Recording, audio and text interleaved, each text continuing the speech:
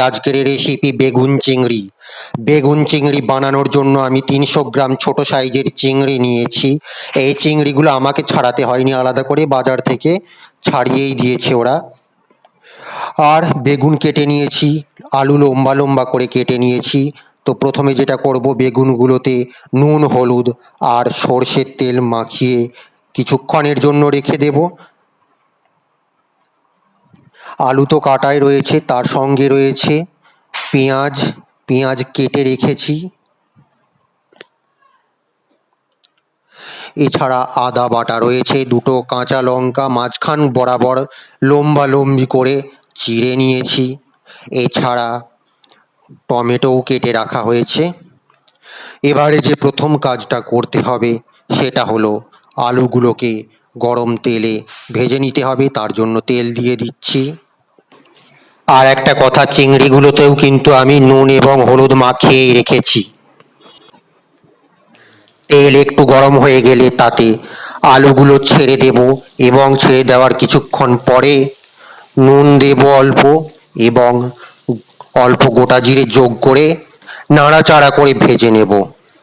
ভাজা হয়ে গেলে আলুগুলোকে তুলে রেখে দেব অন্য একটা পাত্রে। আলুগুলো তুলে নেওয়া হয়ে গেলে নুন, হলুদ এবং সর্ষের তেল মাখানো বেগুনগুলোকেও অল্প তেলে ভেজে নেব।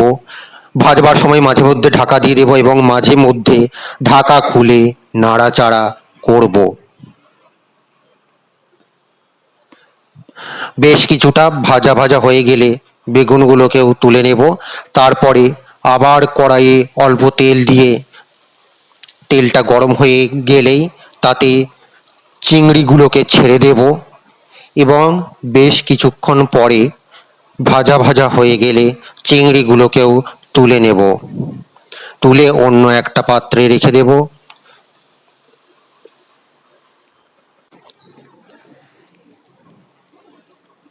এরপরে কড়াইয়ে আবার অল্প তেল যোগ করব। তেল যোগ করা হয়ে গেলে তাতে চিড়ে রাখা কাঁচা লঙ্কাগুলো ছেড়ে দিলাম। তারপরে এক এক করে ছেড়ে দিলাম পেঁয়াজ কুচি, টমেটো কুচি এবং তারপরে আদা বাটাটাও দিয়ে দিলাম।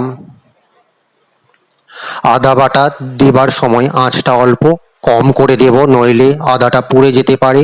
এবং আদা বাটাটা দেওয়ার পরেও বেশি কিছুক্ষণ নাড়াচাড়া করতে হবে। একটা মশলার পেস্ট তৈরি করে নিয়েছি। এর মধ্যে রয়েছে নুন, হলুদ, ধনে গুঁড়ো, জিরে গুঁড়ো, লঙ্কার গুঁড়ো, কাশ্মীরি লঙ্কার গুঁড়ো এবং সবজি মশলা। আদা বাটা দিয়ে নাড়াচাড়া হয়ে যাওয়ার পরে এই পেস্টটা কড়াইতে যোগ করে দেব এবং তারপরে কষাতে থাকব। মাঝে মধ্যে ঢাকা খুলে এবং মাঝে মধ্যে আবার ঢাকা দিয়ে এটাকে কষাতে থাকব এবং কিছুক্ষণ কষানোর পরে তাতে আলুগুলোকে ছেড়ে দেব।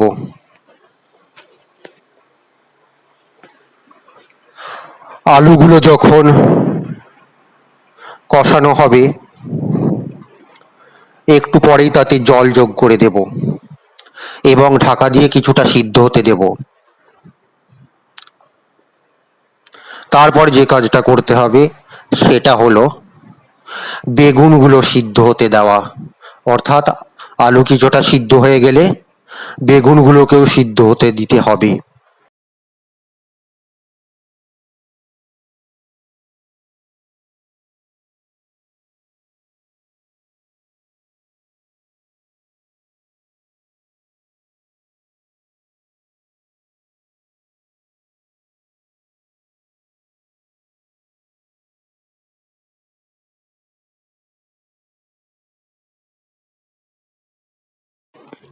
ভেজে রাখা চিংড়িগুলোকে এই সময় দিয়ে দিতে পারেন।